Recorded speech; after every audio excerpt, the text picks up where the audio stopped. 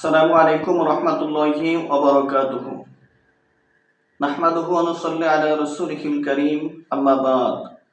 দূরের ও কাছের, দেশের কিংবা প্রবাসের যে সকল ভাইয়ারা আমার আলোচনা শুনছেন, আপনাদের সবাইকে জানাচ্ছি আন্তরিক মোবারকবাদ ও অভিনন্দন। আমি মাওলানা শেখ ফরিদ মুহিব্বি।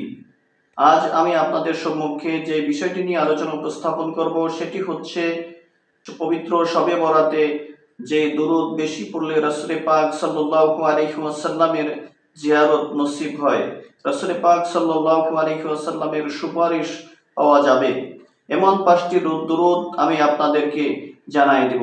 আগামী 14ই ফেব্রুয়ারি দিবাগত রাত হলো শবে বরাতের রাত। এই শবে বরাতের রাত আমাদের মাঝে ধীরে ধীরে চলে আসছে। আমরা কি এমন কোনো আমল করতে পেরেছি যে আমলের মাধ্যমে শবে বরাতকে আহলান সাহলান স্বাগতম জানাতে পারবো? আপনাদেরকে আমি এমন 5টি দুরূদের পরিচয় করাইয়ে দেব। এই দুরূদগুলি যদি এই সময়কালে পাঠ করতে পারেন, ইনশাআল্লাহ নবী পাক সাল্লাল্লাহু আলাইহি ওয়াসাল্লাম কঠিন হাসরের ময়দানে অবশ্যই সুপারিশ করবেন। যেই ব্যক্তি চায় হাসরের ময়দানে নবীজির সুপারিশ পেতে, সে যেন এই দুরূদগুলি বেশি বেশি পরিমাণে পাঠ করে। সম্মানিত দর্শক শ্রোতা, আমরা মুসলমান, শুধু নামে মুসলমান, কাজে নয়। কাজে যদি মুসলমান হতাম তাহলে আল্লাহ পাক রব্বুল আলামিন বলতেন না, ইয়া আইয়ুহাল্লাযীনা আমানুত্তাকুল্লাহ ওয়া লা তামুতুন্না ইল্লা ওয়া আনতুম মুসলিমুন। তোমরা মুসলমান না হয়ে মৃত্যুবরণ করো না, এই কথাটা আল্লাহ তাআলা তো বলতেন না। এই 5টি দুরূদ বেশি বেশি পাঠ করলে রাসূল পাক সাল্লাল্লাহু আলাইহি ওয়াসাল্লাম এর সুপারিশ পাওয়া যাবে। সব উম্মতেরা দৌড়াইয়া আদম আলাইহি ওয়াসাল্লামের কাছে যাবে, গিয়া বলবে, আদম নবী, আপনি তো আমাদের আদি পিতা, আপনি পৃথিবীর প্রথম মানুষ, আপনি একটু আমাদের জন্য সুপারিশ করুন। তিনি বলবেন, আমি এর উপযুক্ত নহে। তখন সমস্ত মানুষ হযরত ইব্রাহিম আলাইহি ওয়াসাল্লামের কাছে যাবে, কিন্তু ইব্রাহিম আলাইহি ওয়াসাল্লাম তিনিও বলবেন, আমি এর উপযুক্ত নই। এরপরে মানুষেরা হযরতে মূসা আলাইহি ওয়াসাল্লামের কাছে যাবে, মূসা আলাইহি ওয়াসাল্লাম তিনিও বলবেন, আমি এর উপযুক্ত নই। সব উম্মতরা নবী মুহাম্মদ রাসূলুল্লাহ সাল্লাল্লাহু আলাইহি ওয়াসাল্লামের কাছে আসবেন এবং দেখতে পারবেন যে আমাদের নবী মুহাম্মদ রাসূলুল্লাহ সাল্লাল্লাহু আলাইহি ওয়াসাল্লাম সিজদায় পড়ে আছেন এবং সিজদায় পড়ে কান্না এমন ভাবে করতেছেন যে কান্নার কারণে আল্লাহ পাক রব্বুল আলামিন ডাক দিয়ে বলবেন, আপনি মাথা উঠান, হে হাবিব, আপনার কান্নায় আসমান জমিন আর কেহই সহ্য করতে পারছে না। ও হাবিব, আপনি মাথা উঠান, আমি কথা দিলাম আমি আপনার উম্মতদেরকে জাহান্নামে দিব না। সুবহানাল্লাহ। তখন নবী পাক সাল্লাল্লাহু আলাইহি ওয়াসাল্লাম মাথা উঠাবেন। আম্মা জান আয়েশা সিদ্দিকা রাদিয়াল্লাহু তাআলা আনহা বলেন, হে নবী, হাসরের ময়দানে আপনার অনেক উম্মতের মাঝে আপনি আপনার উম্মতদেরকে কিভাবে বাছাই করবেন? তখন রাসূল পাক সাল্লাল্লাহু আলাইহি ওয়াসাল্লাম বলেন যে হাজারো ঘোড়ার ভিতরে যদি কয়েকটি যদি চান কপালে যদি ঘোড়া থাকে, সেগুলোকে বাছাই করে বের করা যায় না? তখন বললেন, হ্যাঁ, বের করা যায়।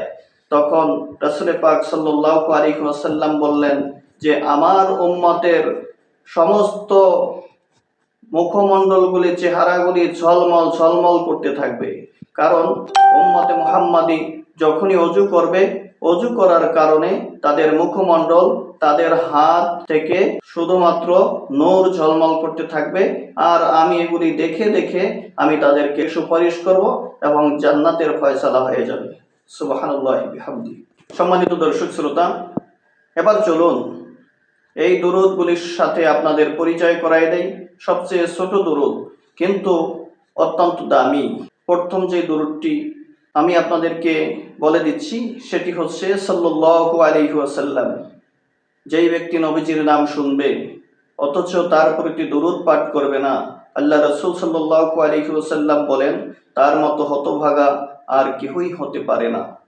সম্মানিত দর্শক শ্রোতা, রাসূল আরবি সাল্লাল্লাহু আলাইহি ওয়াসাল্লামের নাম যখনই আমরা শুনব তখনই আমরা পড়তে থাকবো সাল্লাল্লাহু আলাইহি ওয়াসাল্লাম। বিশেষ করে শবে বরাতের রাত্রে আমরা সাল্লাল্লাহু আলাইহি ওয়াসাল্লাম, সাল্লাল্লাহু আলাইহি ওয়াসাল্লাম এভাবে আমরা বারবার যদি আমরা পড়তে থাকি, হয়তোবা হতে পারে এই উসিলায় রাসূল আরবি সাল্লাল্লাহু আলাইহি ওয়াসাল্লাম আমাদেরকে পরকালীন দিবসে সুপারিশ করবেন। দ্বিতীয় নাম্বার যে দুরূদটা বলে দিচ্ছি, এই দুরূদ কোনো ব্যক্তি যদি একবার পাঠ করে আল্লাহর রহমতের 70 জন ফেরেশতা তার জন্য দোয়া করেন এবং নেকি লিখতে থাকেন। অত্যন্ত দামি একটি দুরূদ। দুরূদটি হচ্ছে জাযাল্লাহু আন্না মুহাম্মাদান মা হুয়া আহলুহু। এই দুরূদ যদি কোনো ব্যক্তি পড়তে থাকে, বিশেষ করে শবে বরাতের রাত্রে, অবশ্যই ওই ব্যক্তি অত্যন্ত ভাগ্যবান। রাসূল আরবি সাল্লাল্লাহু আলাইহি ওয়াসাল্লাম বলেছেন, যেই ব্যক্তি নবীজির প্রতি একবার দুরূদ শরীফ পাঠ করে তাহলে তার আমলনামায় 10টা নেকি লেখা হয়। যেই ব্যক্তি রাসূল আরবি সাল্লাল্লাহু আলাইহি ওয়াসাল্লামের শানে একবার দুরূদ শরীফ পাঠ করে তার আমলনামা থেকে 10টা গুনাহ মুছে ফেলা হয়। নবীজির প্রতি বেশি বেশি দুরূদ পড়লে নবীজির শাফায়াত নসিব হয়। নবী পাক সাল্লাল্লাহু আলাইহি ওয়াসাল্লামের প্রতি বেশি বেশি দুরূদ শরীফ পাঠ করলে নবীজিকে স্বপ্নের মাধ্যমে নবীজির জিয়ারত নসিব হয়ে যেতে পারে। রাসূল আরবি সাল্লাল্লাহু আলাইহি ওয়াসাল্লামের জিয়ারত এটা কেই বা না যায়। একজন মুসলমান অবশ্যই তার ভিতর থাকবে নবী প্রেম, তার মনের মধ্যে আকাঙ্ক্ষা থাকবে সে যেন নবীজিকে দেখতে পারে। তো নবী সাল্লাল্লাহু আলাইহি ওয়াসাল্লামের চেহারা মোবারক এমনই ছিলেন, নূরানি চেহারা।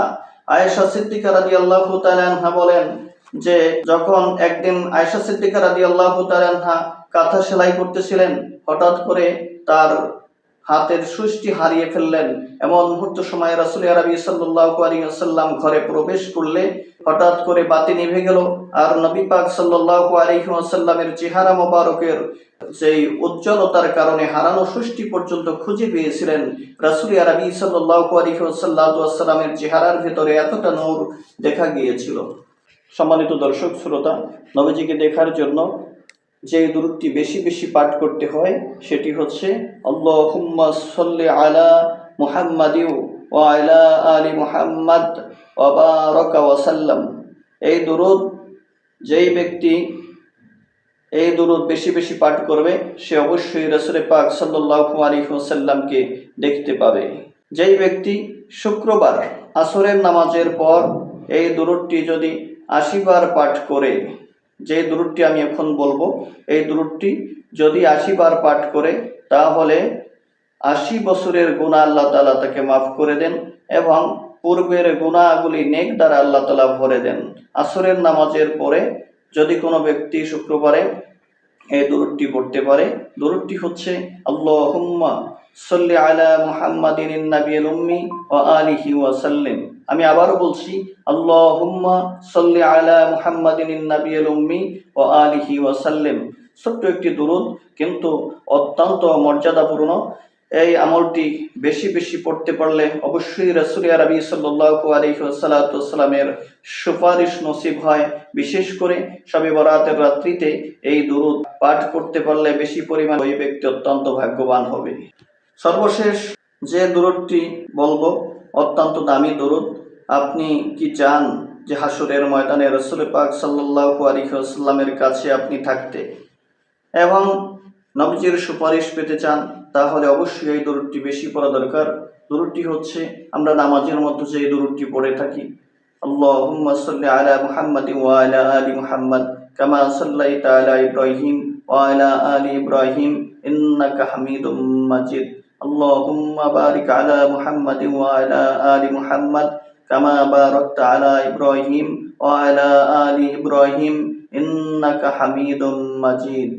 সম্মানিত দর্শক শ্রোতা, আল্লাহ সুবহানাহু ওয়া তাআলা আমাদেরকে শবে বরাতের রজনী এবং শবে বরাতের রজনী ছাড়াও অন্যান্য সময়ও এই দুরূদগুলি যেন বেশি বেশি আমরা পড়ি এবং এই দুরূদগুলি বেশি বেশি পড়ার কারণে হয়তোবা হতে পারে আমাদের এই দুনিয়ার জগতে বসেও স্বপ্নের মাধ্যমে রাসূল আরবি সাল্লাল্লাহু আলাইহি ওয়াসাল্লামের জিয়ারত নসিব হয়ে যেতে পারে এবং পরকালীন দিবসে হতে পারে নবীজির শাফায়াত।